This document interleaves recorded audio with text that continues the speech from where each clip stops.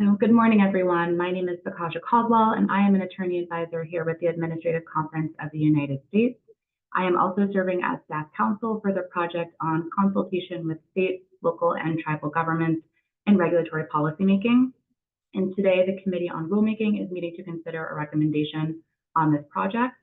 The recommendation was informed by a report conducted by our consultants, Daniel B. Rodriguez of Northwestern Pritzker School of Law, as well as Seth Davis with UC Berkeley School of Law. Unfortunately, Professor Davis had a medical emergency today and is unable to attend, but he sends his regards and we wish him a speedy recovery. So what I'll do now is I will call two rolls. The first roll will be the names of committee members and alternates of committee members. After each name is called, the person should say here so we can make sure that their mics are working. So Bertrell. I'm here. Good morning, Bertrell. Good morning. Amy Brown. Amy Bunk. Here. Stephanie Davis. Here. Andrew Emery.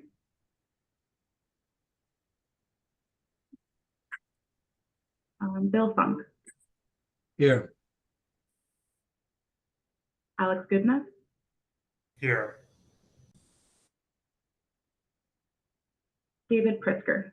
I'm here. Lon Smith. I'm here. Jessica Stone. I'm here. And is Miriam Vincent on? I am, yes. Okay. Here. Glad you're able to join us. Okay, is there anyone on the committee whose name I did not call?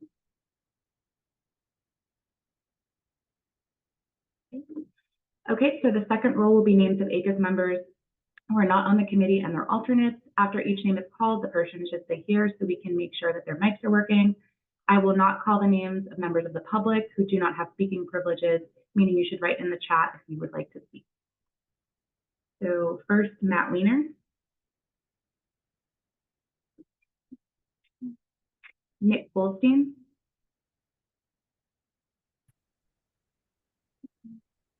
Carrie Rogers, designated alternate for Dan Cohen. Here. Noel Green. Who's designated Sorry. alternate for Helen Terrafio. No, okay. Thank you. Thought I saw you. Okay, so is there any ACUS member present whose name I did not call? Okay. So please reach out via the chat function or via email if you experience any technical difficulties during the meeting, and ACUS staff will be happy to assist you with troubleshooting or moving to an alternate means of participating. So I will now turn it over to Bertrell to get us started. Hello, thank you all. Thank you for joining for the third and last meeting that we'll be having on the consultation with state, local, and tribal governments and regulatory policy making recommendation. I want to thank again Dan Rodriguez for being here for the meetings and helping us with the consultation, and also thanks to Seth Davis, who has been a tremendous help, as well as another one of the consultants, and won't be able to be here with us, as Bakaja mentioned, but again, we all wish him a speedy recovery. So I'll begin as usual with the roll call, or no, that's already been done. I'll begin again with the ground rules for discussion, and then we'll turn over to the committee recommendations. So please note that only ACUS members, including government members and their designated alternates, public members, senior fellows, and liaison representatives and special counsels, whether or not on the committee, and their designated alternates, have full speaking privileges, meaning a non-ACUS member should write in the chat if you would like to speak. To avoid background noise, I'd ask that you keep your microphone on mute and either use Zoom's hand raise feature or add a comment in the chat feature if you'd like to speak. I'll then call on you and you can unmute yourself. Please then remute yourself when you're done. I also ask that ACUS members and their designated alternates use a webcam. With respect to attendees other than ACUS members and alternates, participation requires unanimous consent of the committee members. Time permitting, I'll consider calling on such attendees at appropriate points. We will presume that committee members consent absent their raising an objection. If any such participants would like to speak, please so indicate in the chat feature or by using Zoom's hand raise feature, and wait to speak until I call on you. You can then unmute yourself, and please remute yourself when you're done speaking. For all participants, please use the chat function only to indicate that you'd like to speak, or for committee members and their alternates to vote when asked. Please do not hold any sidebar discussions or put substantive comments in the chat feature. Only members of the Rulemaking Committee, including government members and their designated alternates, public members, senior fellows, liaison representatives, and special counsels have a vote. Please do not vote unless you're a member of the committee. We have a list of committee members in case you're unsure.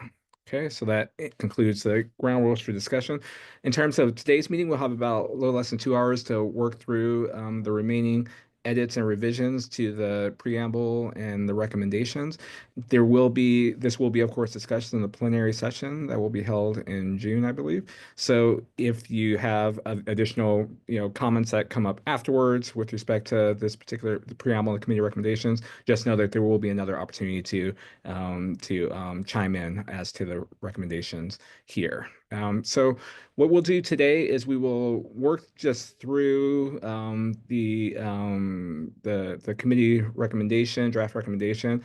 From the beginning, we'll be focusing on the comments, right? So, we will work through the comments first, and then after we've worked through each of the comments, if there are additional comments that folks have that are not included in the comments that were sent to staff or that were based on our past meetings, we will reserve the remaining time for those additional comments. But because it has the committee recommendations on the screen as they are, the comments are in the side the sidebar, I guess, or the side of the margins.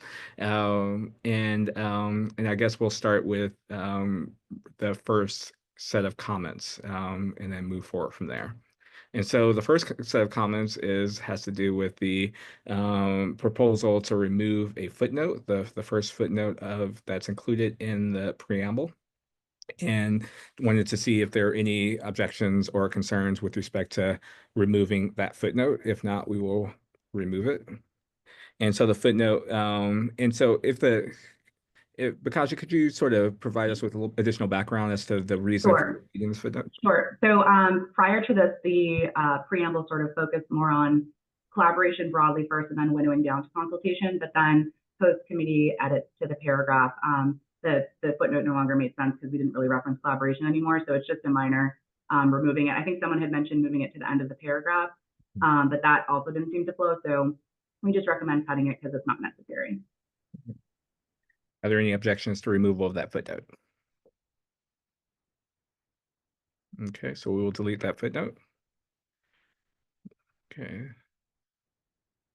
So then comment 2 is focused on a discussion that we had at our last meeting, in which we wanted to make sure that in defining regulatory policy making, we include elements of implementation. And we see throughout the report that we not only refer to regulatory policy making, but also to other actions, which is designed to incorporate implementation into the analysis or into the discussion. So we include that, and we also include examples of implementations that are in the footnote. And finally, we also, a third thing we do is to change our wording with respect to deregulatory actions to describe them in terms of rescission of regulatory actions as opposed to pertaining to deregulation. So I'll give you a chance to read through that footnote with the highlighted changes and then ask if there are any objections or comments on those changes.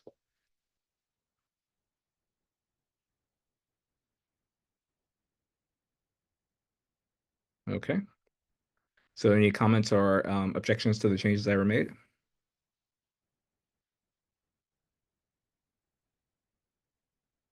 Okay, so we'll incorporate those changes into the final draft.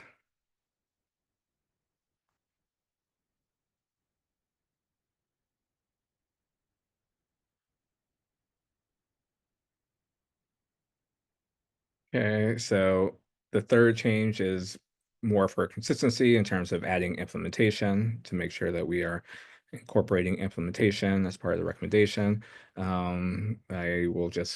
Are there any objections to that? I assume not.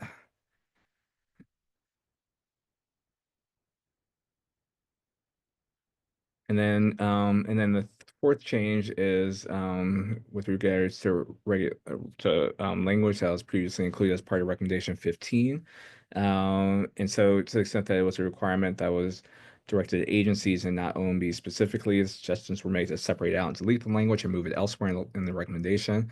So the sentence has been revised and moved here to the preamble. We may just want to read this whole paragraph in total, just to make sure that both the added language is acceptable and also that it flows with the rest of the language. So I'll give you a chance to read the entire paragraph and then ask if there are any comments or suggestions with respect to the proposed change.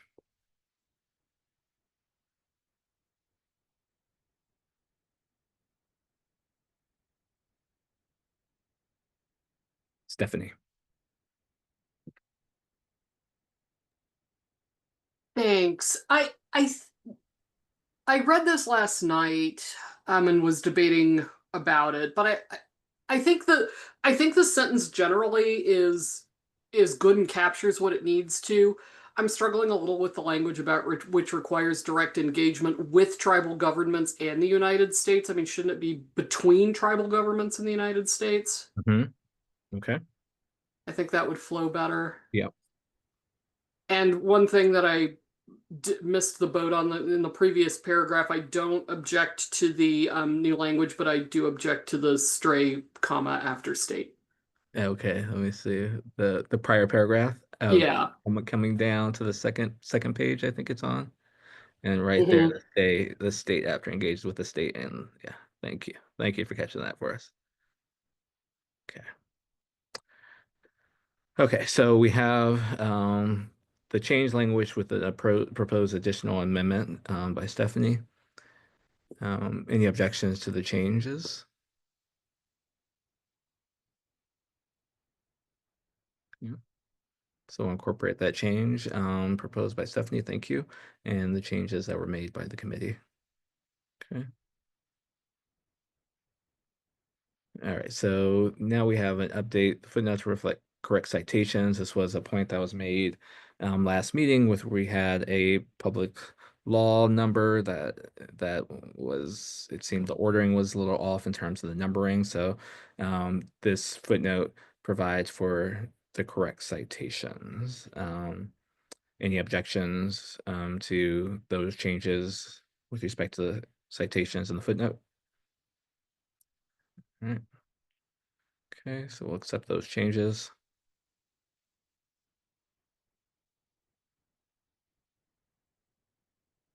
Also, just one point to note, I know that it was also raised at the meeting previously to note that Department of Interior maintains this public list of federally recognized tribes, so we also added that language. Oh, that's right. Okay, yeah, thank you. Gotcha. So that's also been added. Okay. So we'll accept those changes. Okay, moving on. Do you want me to just go straight to the comments, or do you want to give? Yeah, straight to the comments, Okay. and then we'll kind of come back to just to make sure we resolve all the comments first, and then we'll move back. Okay. So yeah, this was based on a comment with respect to reference to the EOP's Intergovernment Affairs Office. I think Alex raised it in terms of there's an entity that is designed to do some of the work that's referred to in the committee recommendation. And so this is the language that we have added in the footnote that makes reference to it. And I know, Dan, I don't know if you didn't dispute in terms of the existence of this entity, but you had some concerns about potential language being added, suggesting that this office does the things that need to be done to address matters of consultation. I think that you were referring to inadequacies or insufficiencies with respect to this office that you didn't want us to overlook. Does this language, is this language accord with your thoughts that you, or your points that you were making last meeting, Dan? Yes, I think it's fine. Engages, that's accurate. I mean, you know, it sort of begs the question about how effective it is, but of course that's what the recommendations and reports speak to generally. So I have no problem with the language. Okay, great. Thanks, Dan. Okay, any other objections or suggestions with respect to the added language? Okay, we will accept that then.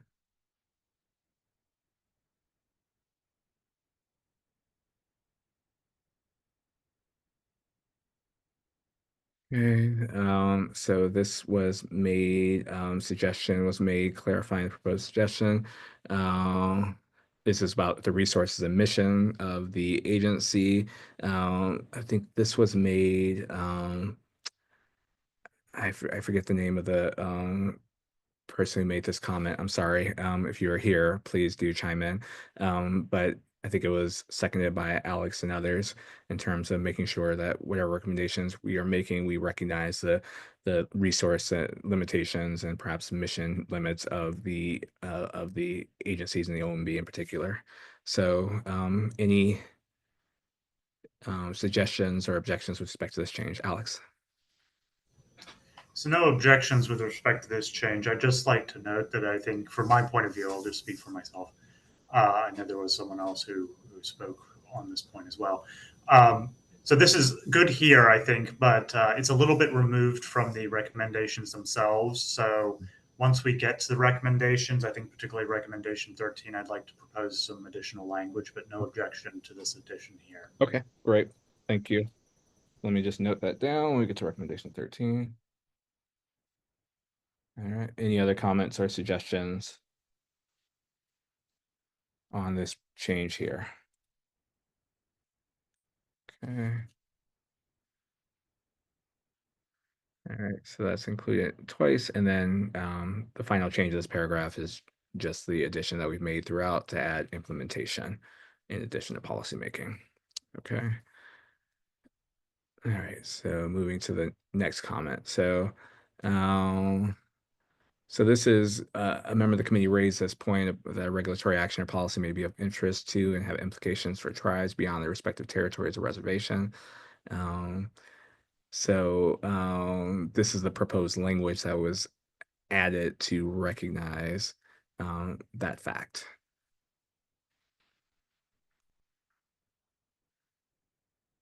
And I'm probably misremembering, but I thought it was Noel that made this point, but maybe I'm misremembering. I'm sorry.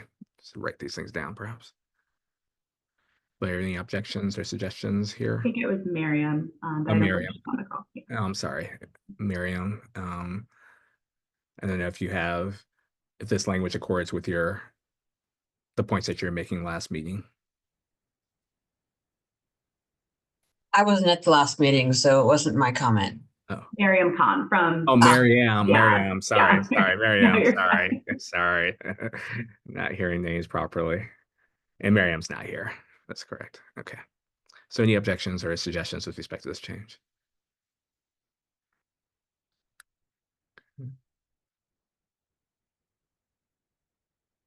Okay. Okay, so we'll take those changes. So I noticed a comment by Carrie about the updated list of federally recognized tribes in the chat.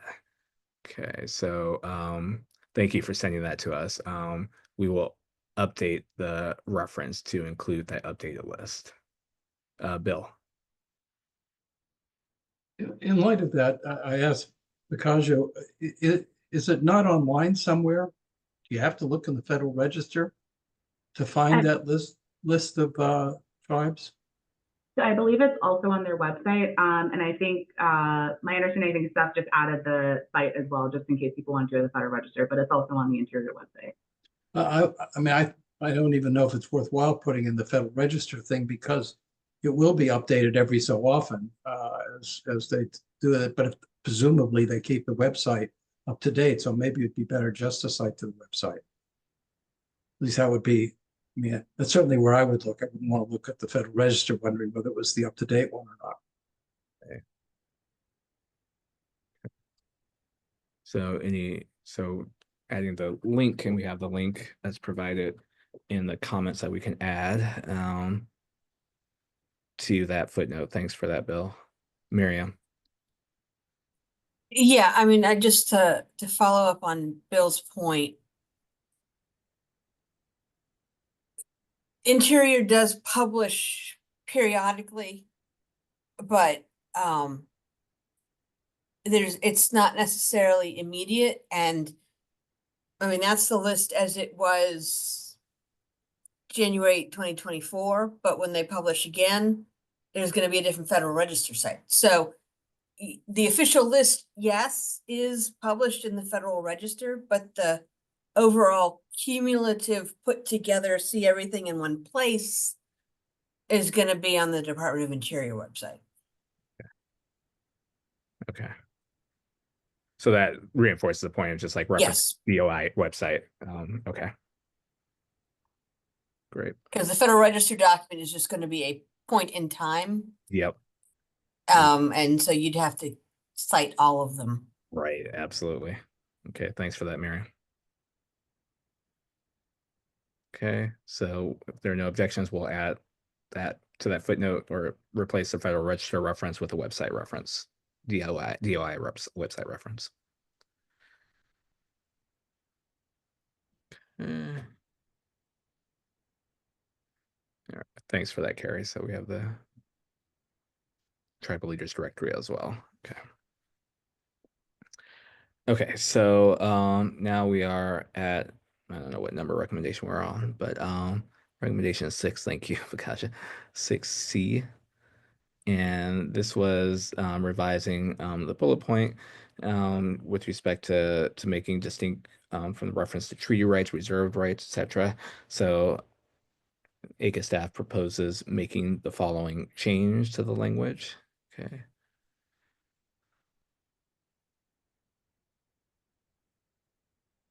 And this was a comment that we had in terms of separating out, respect for treaty rights versus valuing other factors, including indigenous knowledge and incorporating such indigenous knowledge into decision making. So,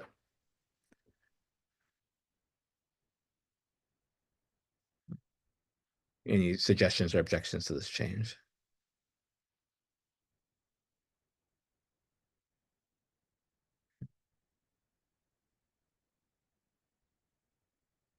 Okay, so we'll take that change in.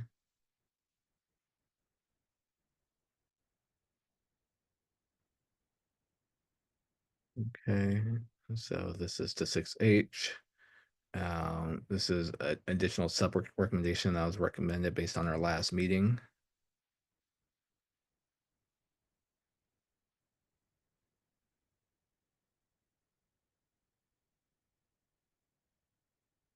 Okay. Any objections or suggestions with respect to this change?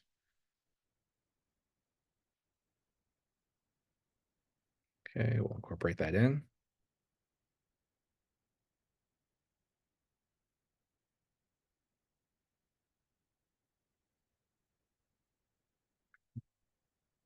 And so now we're at.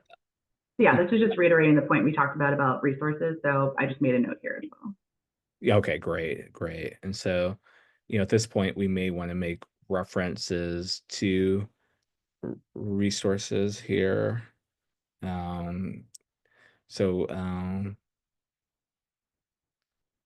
These resources. So I guess if we have some suggested language that we can incorporate here, it would be helpful. Alex. So as I mentioned earlier, I was going to suggest some language for 13, but I think that it could be incorporated maybe more broadly to cover, these recommendations 12 through 15. So perhaps I can provide the language and then we can discuss how it might be incorporated. Sounds good. So because I don't know if you want to just put it at the beginning of 13 or you could just put it above 12. Yeah, why don't we start with it above 12 and then we'll kind of move it around as needed. Sure.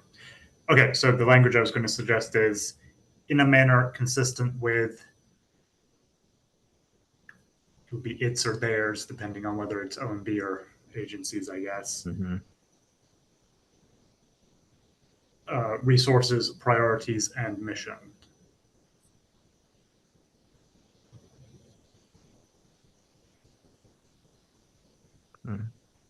Great. So I think this language could be incorporated as sort of in a manner that makes it applicable to all of the following recommendations. I'd be absolutely fine with that. Otherwise, I was going to propose it as an addition to the beginning of previous recommendation 13, I see it's now 14. Gotcha. Great. Thank you, Alex. So we have that language, kind of overarching language. It can be used to refer to all the following recommendations, but it also can be used at the beginning of recommendation 14. We should discuss both the nature of the language, and also its fit within the structure of the recommendation. So are there any comments or suggestions about either of those points? I have my hand up. Oh, sorry, Dan. Yes, Dan. Well, I understand that I don't have a vote on that, but I strongly object to this language. I don't know how it could be married with any parts of the report that speak to the OMB. I'm not making any accusation with respect to the motivation or the intention, as we say in the business, behind this section, but I certainly believe it can be read as basically saying OMB, if it feels like it, if it believes it's consistent with its priorities as it defines them, can do all of these things that we're recommending, designate a federalism officer, et cetera, et cetera. I get the point about resources, but, admission is elusive and elliptical enough to make me, not all that uncomfortable, but priorities is sort of where I would draw the line.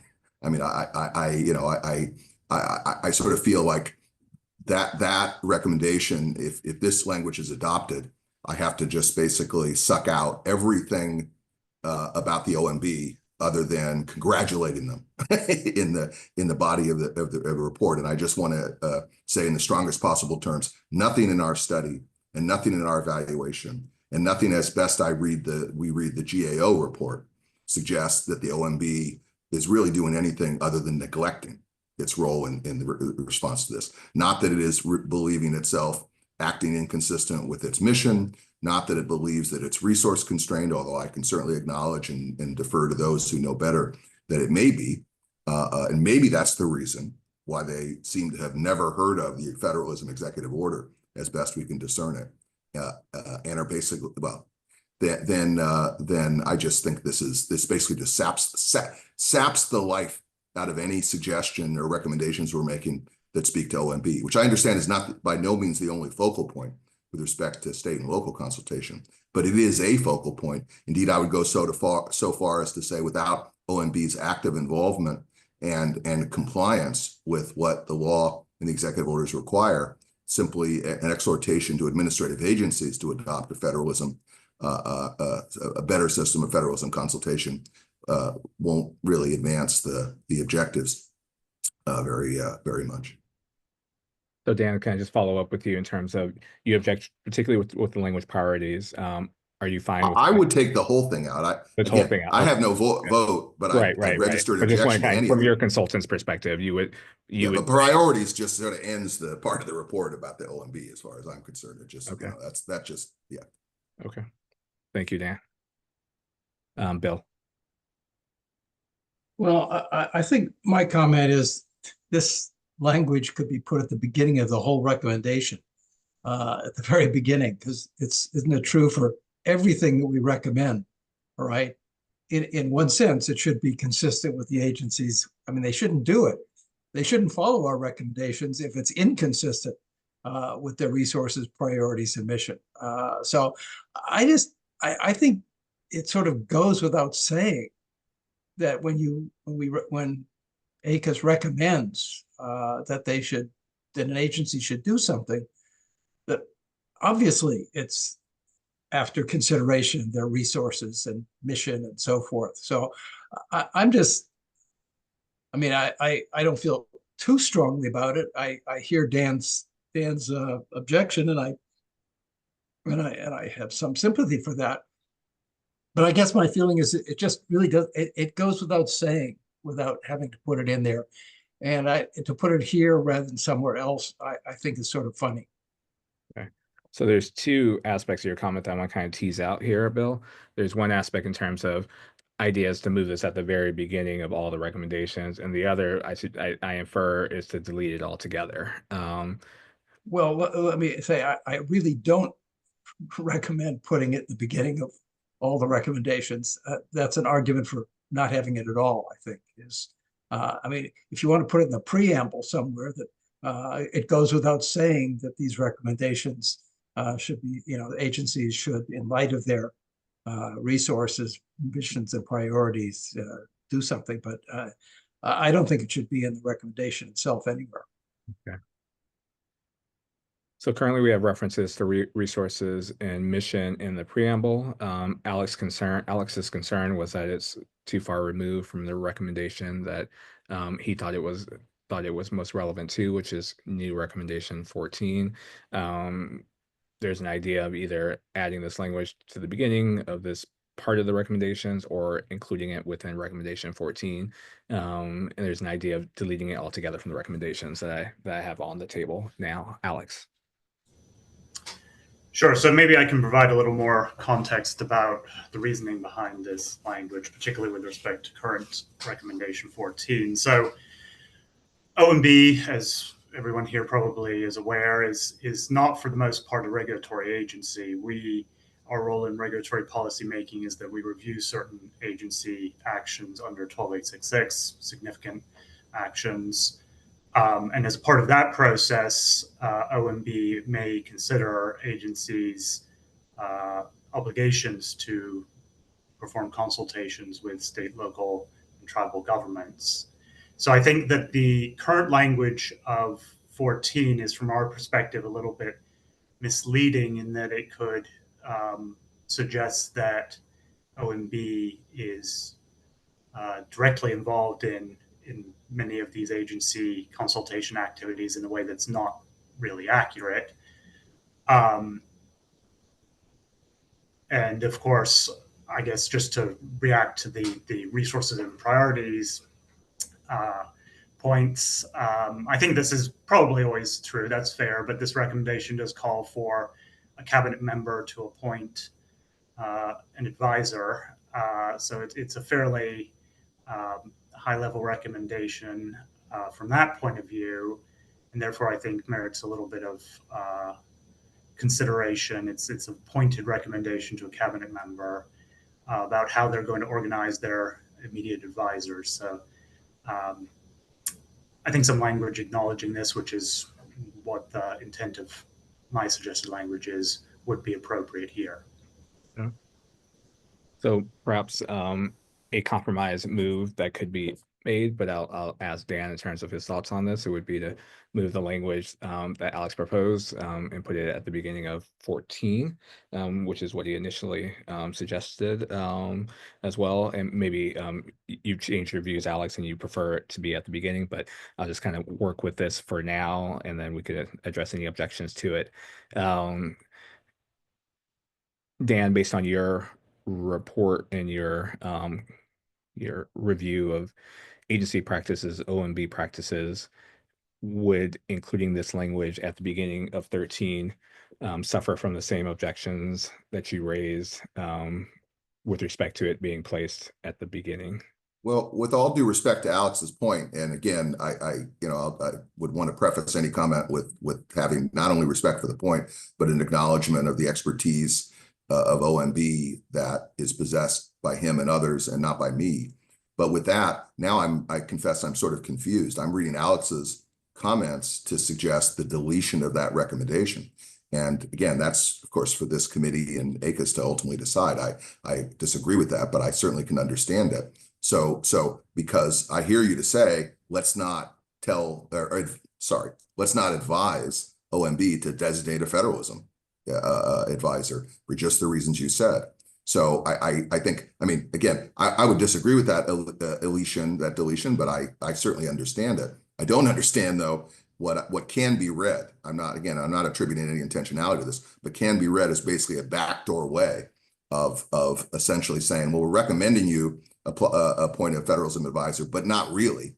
I mean, we're sort of, we suggest it only if you can believe you, OMB, that it is fully congruent with and consistent with your mission, resources, and priorities. I find myself, by the way, drawn to Bill's idea. I certainly do think it sort of goes without saying. And, maybe I protest too much on the point about, no, they shouldn't have used priorities as of course, at some general level, that's always the case.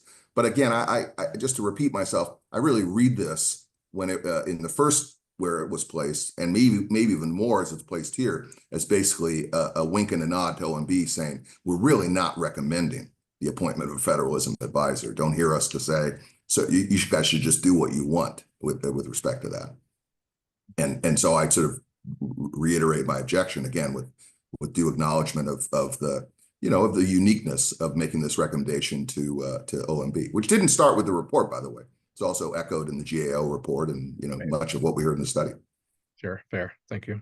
Thanks, Dan. Bill.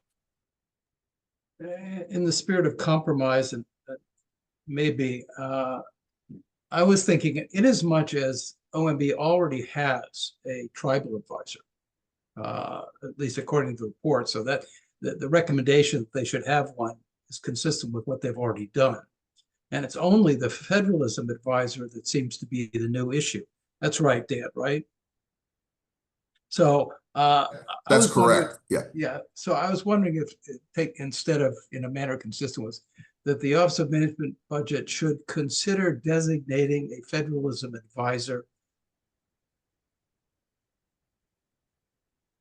in light of its appointment of a tribal advisor or something in that nature. In other words, recognizing that there is a tribal advisor and suggesting they consider a federalism advisor as well.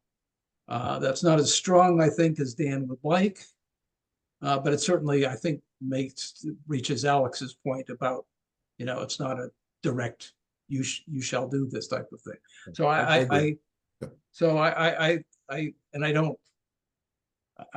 I'm not wedded to my specific language that I use, but in place of in a manner consistent with the resource priority submission, that's what I would suggest. Okay. Okay, that's great. Okay, so it'd be something along the lines in accord with its appointment of a tribal advisor. The OMB should, in a manner consistent with its resources, priorities, and mission, consider permanently designated federalism advisor. I would leave out the consistent with. You say should consider that they'll consider it. I mean, I don't think you need to put in the priorities, missions, and resources. I mean, okay. Got it. Alex. So I think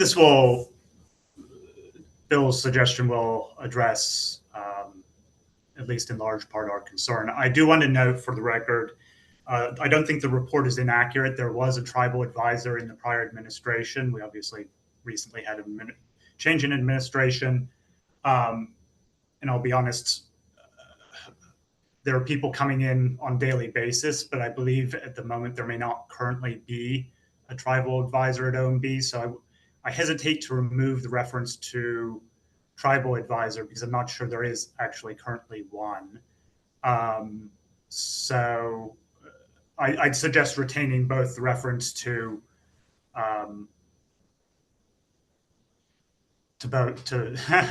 both aspects of, I think, the role that this advisor was expected to do, both with respect to state and local governments and tribal governments. And I can't speak to the plan, whether there's a plan and whether someone is expected to come in to fill that position or not at the moment. So again, I think the change to the addition of consider significantly reduces the concerns that led me to suggest the language in a manner, etc. Okay. Okay. I'll leave it at that. Okay.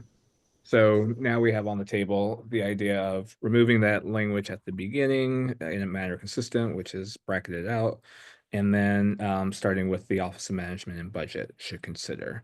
There was a thought that Bill had in terms of shifting out tribal advisor to recognize prior appointments, but Alex's would leave it in. So Bill. Yeah, I'm concerned that about maybe we need not just say that there is one, but should the Office of Management Budget should, in light of its past recognition of the need for a tribal advisor, consider, comma. Mhm. No, before consider. Advisor. Yeah. Consider, and then I take out permanently. I mean, I don't know what that really adds. I mean, Right. should consider establishing both a federalism and tribal advisor. And you think establishing is better than the language designating? Why replace this designating with establishing? I don't care. I don't care. It could be either one. Okay. I just wanted to see if there's a reason for that change in language. Designates sort of seems like there's somebody already there, and you're just saying that's the guy. Okay. That would So be true. That would be true for establishing, but it might mean you'd hire somebody else. I see. Consider establishing both a federalism and tribal advisor to advise the director of OMB. Okay. Thanks, Bill. Alex.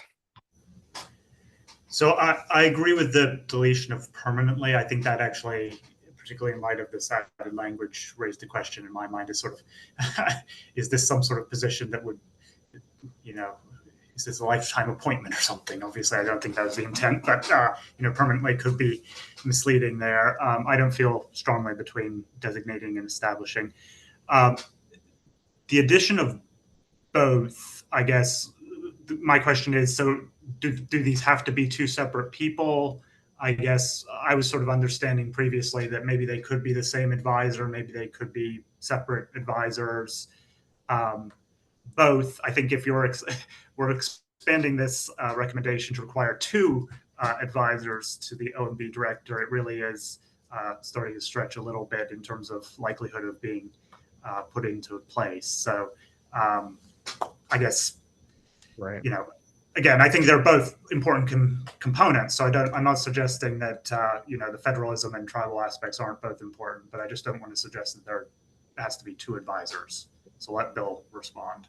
Let me start to Dan before I turn to Bill. In terms of your expert report, has there been situations in which one person has served both roles, or is it typically where two different people are serving those roles? I'm not aware of any situation. I had hoped to get through this whole meeting without having to try to guess what Seth would think, because I have respect for him.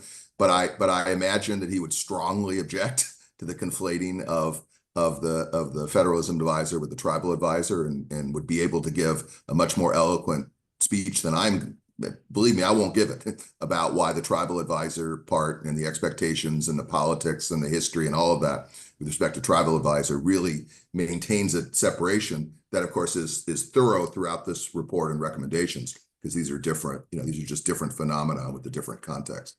So that's, again, that I don't want to speak for Seth, but I'm pretty confident in his resistance to that conflation.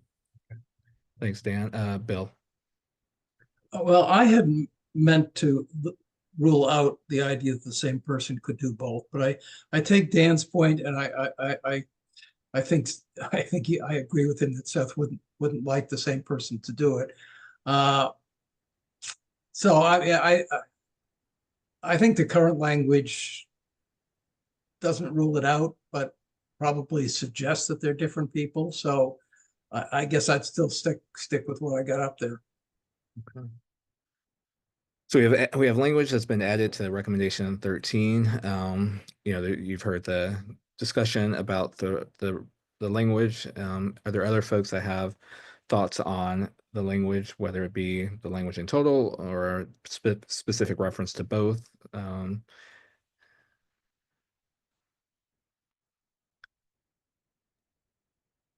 so, Alex, you would object to the use of the language both. Would that be accurate to say? I think so. Again, I acknowledge the importance of both positions, but and OMB is the largest component of the executive office of the president, but we're still only a total of, I think, 400 some people. So having a recommendation that requires the director to take not one, but two advisors, I think is starting to get rather burdensome and unlikely to come to fruition. Well, it's not requiring. just require them to consider it. I mean, boy, putting in consider was really, I thought, the thing that would really take care of every one of your concerns. We've already walked back a lot Yeah. by saying it's okay with consider. So let me, again, out of due respect, say maybe you end it there, because you've already defanged arguably a big part of this OMB part of the report by putting in consider. I'll note that there are 2 executive orders. One speaks to tribal and one to executive. That's not a new development. The federalism tribal advisor is a long, maybe it's not there today. I don't know as it's not, but it's been there for a long particular period of time. President Biden reissued an entire set of guidance with respect to tribal. To conflate the two would be, again, speaking for Seth, would be shocking, I think, in the tribal community. If ACUS came out with a recommendation basically saying, and what you're essentially done is suggest, well, intergovernmental affairs like exists in the, already is basically enough to take care of it. And we know from the study it's not. Dan, are you happy with my 13? What? Yeah, I think it's fine. Yes. Yes. Let me turn to David. While in general, I look for clarity and precision rather than fuzziness. I think if we remove the word both, as long as this is going to be consistent with OMBs, resources, etc., that leaves it open as to whether they have 1 or 2 people. Well, David, the language would be in a manner consistent with its resource priorities missions would be deleted from this. Oh, that's going to be out? That would be out, yeah. So it would start with the Office of Management and Budget should. Okay, but I still suggest deleting the word both and leaving it unspecified as to whether it's 1 or 2 people. Okay. Other comments? I don't object to that because I don't think it suggests, I don't think either formulation suggests anything in particular. So I don't have any problem taking out both. How about you, Dan? I don't see any problem. Agree with what Bill said. And that's consistent with what your suggestion, Alex, is that correct? Okay. Yes, I think I can live with striking both. Okay. Okay. Any other objections or suggestions with respect to recommendation 13?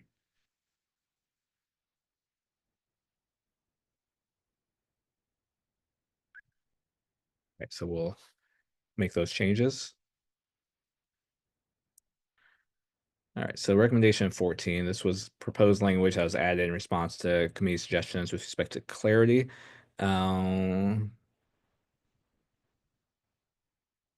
So I know that we make reference to an appropriate entity in 15. I thought there was a discussion that we not specifically name OMB in 14, and we also refer to an appropriate agency, but I don't know if that's maybe an appropriate entity, but please do correct me if that's wrong. So 15 and 16 were originally separate. So there was one that said list of represented, one that said centralized website. So we combined that one. So okay, thank you. Yeah. Okay, so that's where the appropriate entity is. Okay, thank you so much, Kasha. Okay, so 14 is a reference to OMB, and this gives more clarity as to what is being recommended here. So any suggestions or objections to the language in 14?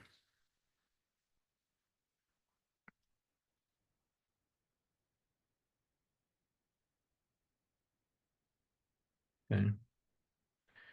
And then 15, and the question still remains whether we should leave it as appropriate entity or entities, or whether we should name a specific entity or entities, is one question that arises.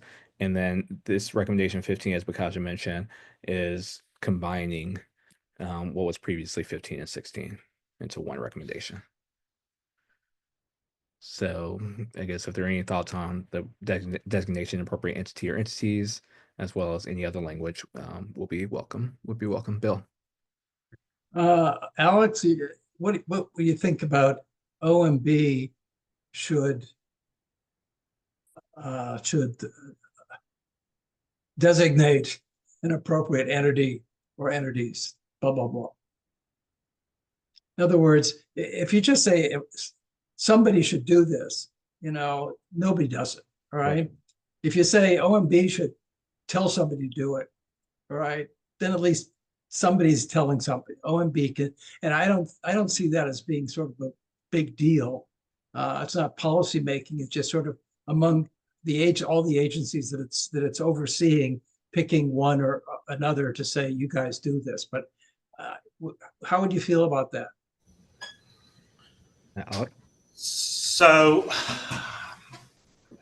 that raises a point. Maybe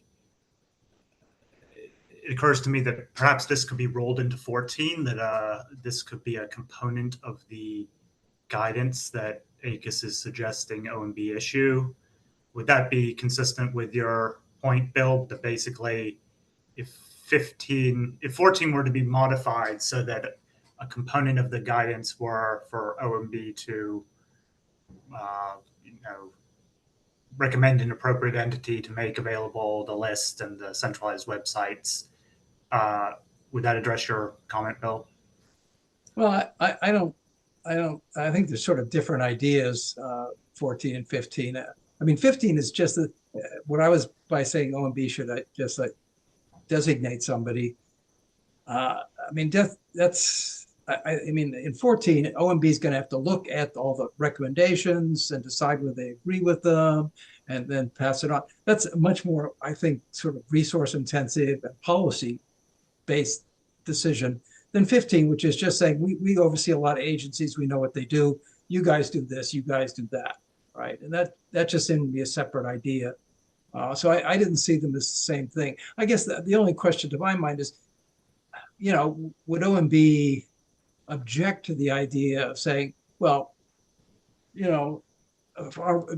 ACUS recommending that they be the ones to tell somebody to do it. Not that OMB should have to do it itself, but that they should figure out which better entity to do it.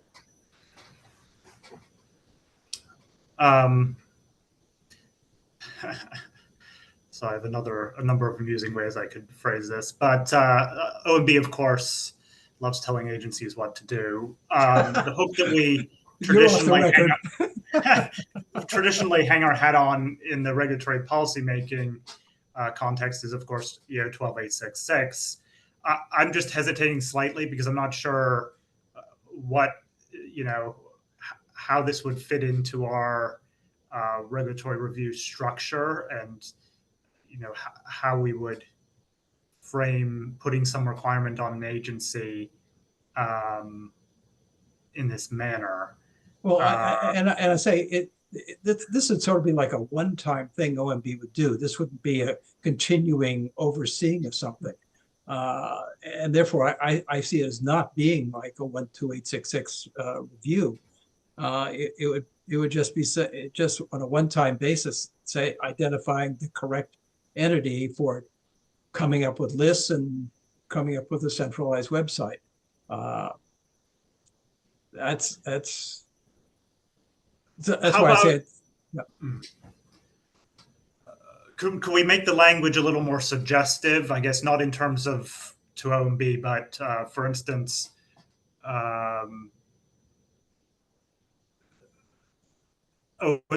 so adding to the beginning of 15, something like OMB should consider suggesting that an appropriate entity, and that, well, then there'll be should develop. So I guess take out the second consider. OMB should consider suggesting that an appropriate entity should develop and make publicly available list and website. I'm just not sure, how we could require that of an agency, what hook we would use to make that requirement of any particular agency. Got it. Okay, so we have kind of more tentative language here to acknowledge perhaps the limitations on what the OMB can do. Let me get David into the conversation now before Bill chimes back in. David? Prompted by, I think it was Bill Funk's comment or characterization of 15 as somebody should do something. ACUS, it seems to me, is in the business of saying X should do Y or X should consider doing Y. And for this reason, my suggestion is move the content of 15 to an appropriate place in the preamble. Okay, so that's a very different change. So be moving that content to the preamble. And this is prompted by this idea that we don't know who should do what. Right. But we're suggesting that this would be a very helpful thing to do. Okay. Stephanie. Thanks. I have two questions. One is regarding the use of entity or entities in 15 in the introductory language. Is there a reason that it's entity or entities rather than agency or agencies?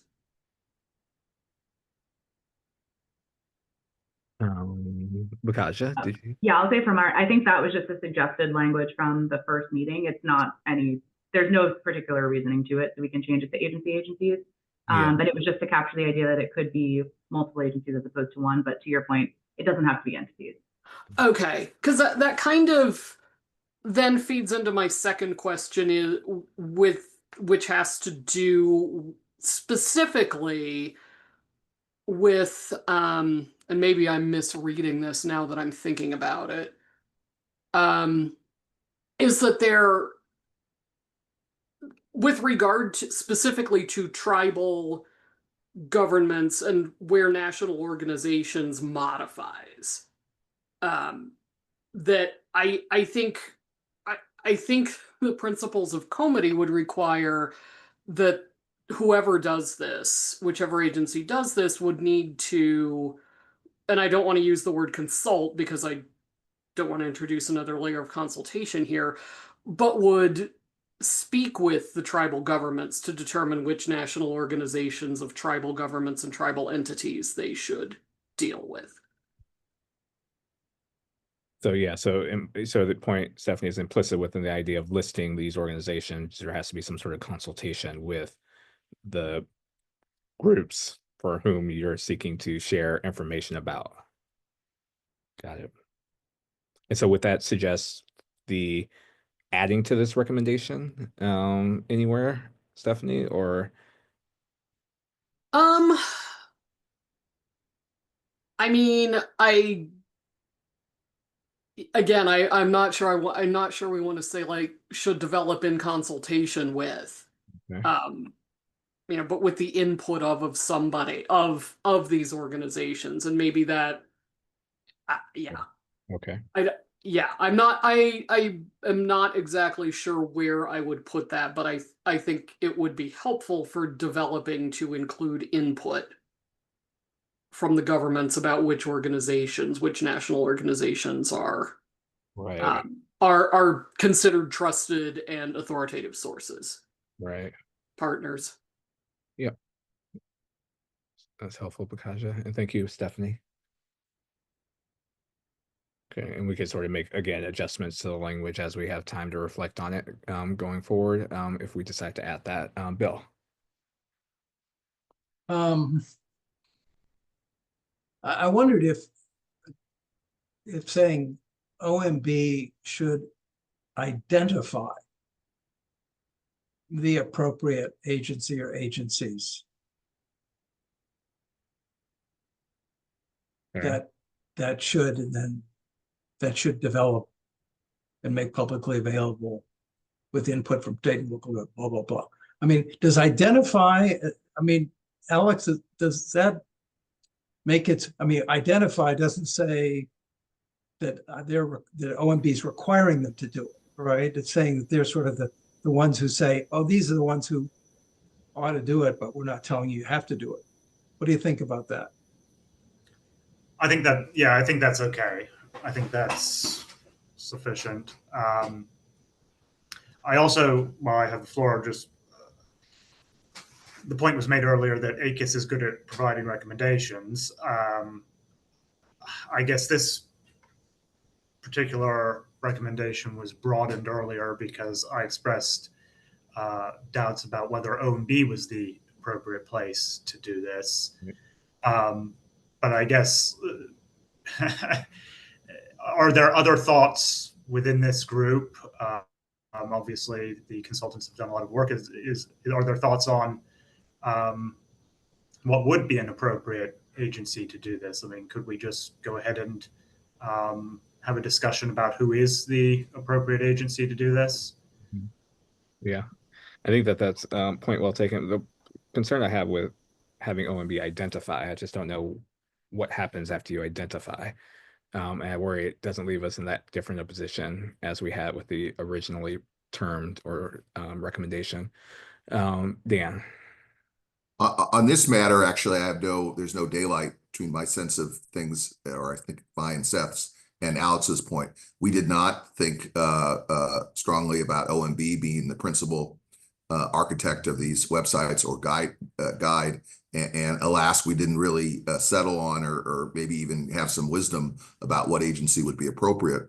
I like Bill's change. In fact, I think it's sort of necessary because I think the previous language that was up here, OMB should consider, et cetera, really, again, by focusing on the OMB part, which I totally appreciate why, might, again, sap much of the strength of what we think is a very important recommendation. We think it's essential to have, again, forgive me, an appropriate entity somehow find and make and disclose this information. We think that is really important. We heard that enough to suggest in our study that some of the problem is simply informational. So I don't know, leave to others what the entity would be, but I'd hate to water down any of this language in a way that would suggest that, maybe there'll be a list provided or maybe there won't be a list provided.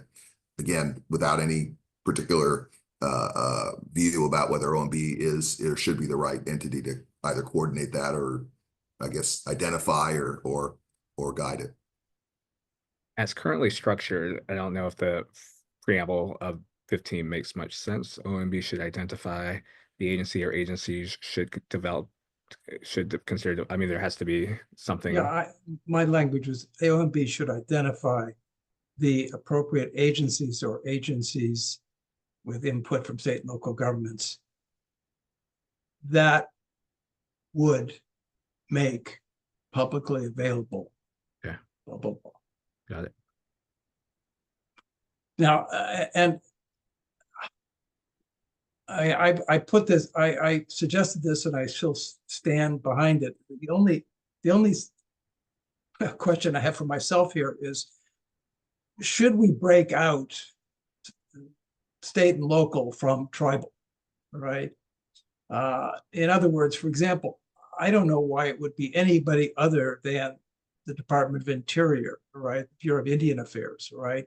Who would be the one to do the list of national organizations of tribal governments, all right? And that would make the centralized website where tribal governments can learn, all right? I mean, I can't imagine any other agency other than Department of Interior, at least, to do that. With state and local, that's a different issue, all right? And so that's where I think somebody needs to sort of, identify who's going to do it. And so the question is, should we break it out and make those two different things, right? And identify DOI for tribes, and then punt by saying have OMB identify for the other one. Right.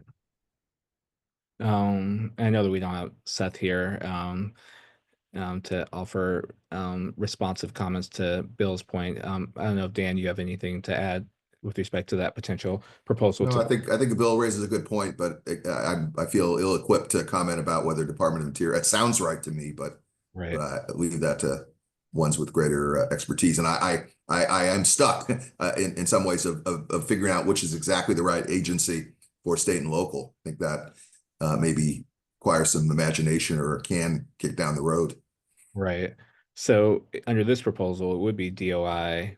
Well, I mean, we could leave it OMB, and OMB could do as I suggest, easily say, at least as for the Indians, all right, it's DOI, right? That and they could identify it easily. So we could still leave it all together here. I mean, the more difficult one is state and local, but I think tribal would be easy for OMB to identify, probably DOI. So I'll stick with it, and with Seth not being here, I'll stick with my original recommendation of OMB. Mm-hmm.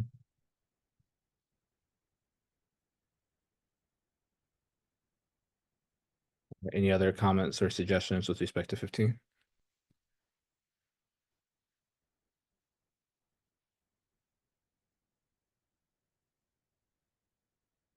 Okay, so we'll accept those changes.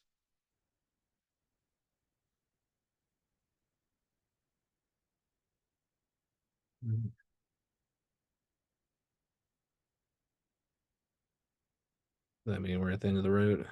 Okay. Great.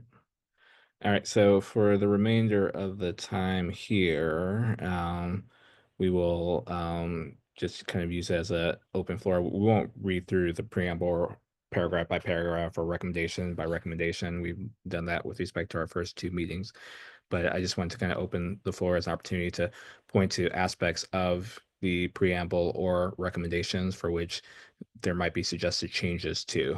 We'll start with Alex. So I'm sorry, I actually have a point going back to the previous one that occurred to me just as we were about to move on, and I looked down to the next section that says considerations for Congress. Yep. I'd be interested in hearing the committee's views and Dan's views, of course, about whether recommendation 15 should maybe be moved to be a recommendation for Congress, because, you know, putting these lists up will potentially require funding, etc. So I think we could consider making these requirements a recommendation for Congress. Okay. So be moving 15. I'm sorry. Yeah, I think that's an intriguing suggestion. I'm not, you know, my instinct is sympathetic to that. Again, I'm with the same deference to Seth's view with respect to tribal, but I totally take the point, and if it really requires congressional action along the lines you suggest, then maybe it's better. Maybe it's better for their. I hope it's implemented. And maybe it's more difficult if it goes through Congress, but that's just the way the cookie crumbles, right? So the recommendation would be to move 15 to below the line consideration for Congress. I mean, I guess we'll place it there to see if we get comments or objections, and we can always move it back. In that first language would be Congress, of course. Okay. Bill. I can live with this, if Dan can, and I take out with input from state, local, tribal governments if we're talking about Congress. I mean, not that they shouldn't, but just we don't usually say that. I mean, I guess the input from state, local, and tribal governments was referencing the development of the list of representative national organizations, point A, rather than having Congress consult with state, local, and tribal governments to decide which agency should do this work. Is that correct, Stephanie? Yes. Yes, the intention was for the agency that's doing the developing to consult with or get the input of. Yeah, so we don't need it here. I can live with this.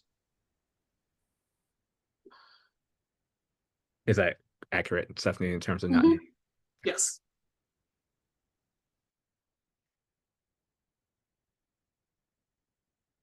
Okay. Any objections to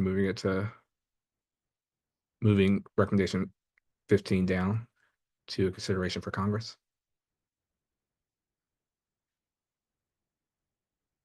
Okay. I guess the only question is, should we say Congress should consider identifying? We always say Congress should consider, but yeah, sure. I mean, yeah, that's fair.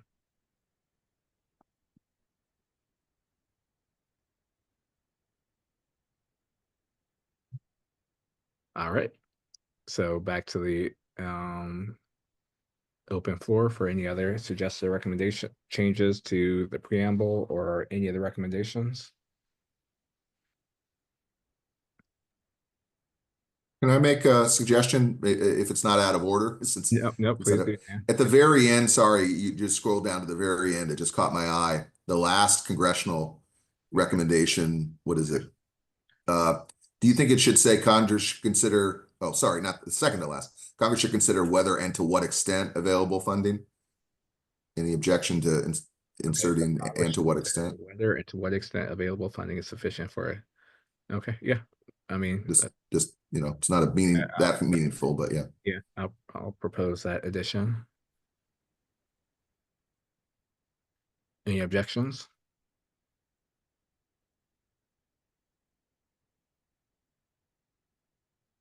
Okay. All right.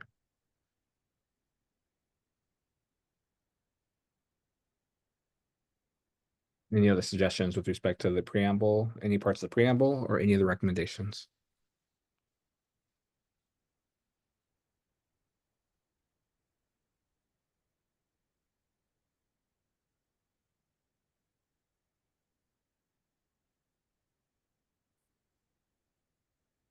All right. I think we made it in 6 hours and 15 minutes. Not bad. So we will again, wordsmith all of the changes that were suggested here to make sure that they, accord with, as best we understand, the intent of the committee. And then we'll have these recommendations in the preamble ready for a presentation to the plenary. Again, I hope that you guys will continue to read these before our plenary, so that if you have any additional comments or suggestions with respect to changes, that they could be proposed at the plenary session. I know Kaja wants to speak. Yes. Yes, I was going to say you do need to call a formal vote. Oh, that's true. I do need to do that. I just kind of operate by consensus. Everybody's happy. We can move on. So we will now vote on the draft recommendations. And I think that this vote is is it a voice vote or is it a hand raised vote? However you want to do it is fine. So we'll do it by voice vote. All those who agree or concur with the recommendations as set forth here, can you first of all open your audio right now, and then I'll call for the ayes and nays. So This is for committee members only. committee members only, please. Committee members only vote here. And if you agree or if you concur with the recommendations, please announce aye. Aye. Aye. Aye. And those who oppose the recommendations, please say nay, excuse me. Okay, with the unanimous vote, we will forward these recommendations on to the council to be presented ultimately at the plenary session coming up in June. Again, I thank all of you for your level of commitment to these recommendations, these very important set of recommendations with respect to consultation with tribal, state, and local governments. I want to express my deep appreciation to Dan and Seth. You all have been phenomenal as consultants. We would not have been able to push forward without your sage advice throughout the meetings that we've had over the past month. So a great appreciation to the two of you. And thank you to the committee members for your attention to this matter, for improving the recommendations, and we'll continue our discussion of them at the plenary session. Kaja, I don't know if you have a last word for any of us or all of us. I want to say thank you to you, Bertrand. Always amazing the guy who herds cats. I appreciate that, Bill. Thank you so much. Kaja, you got anything else? No, just wanted to say thank you, everybody, and we look forward to seeing you at the plenary session on June 12th. If you haven't RSVP'd, please make sure you do. All right, and one final thank you to, most important thank you to Bakaja. And she is the ultimate herder of cats and a brilliant operator here at these sessions, making changes that we offer that are quite vague and ambiguous and putting them in words that are clear and unambiguous. So thank you for your extraordinary work with the committee. All right. With the consultants. And with the consultants. Yes, and with the consultants. And the whole study, everything. Absolutely. All right. So without further ado, I'll give you the rest of your time, and I will look forward to seeing many, if not all of you, in June. Thank you, everyone. Take care.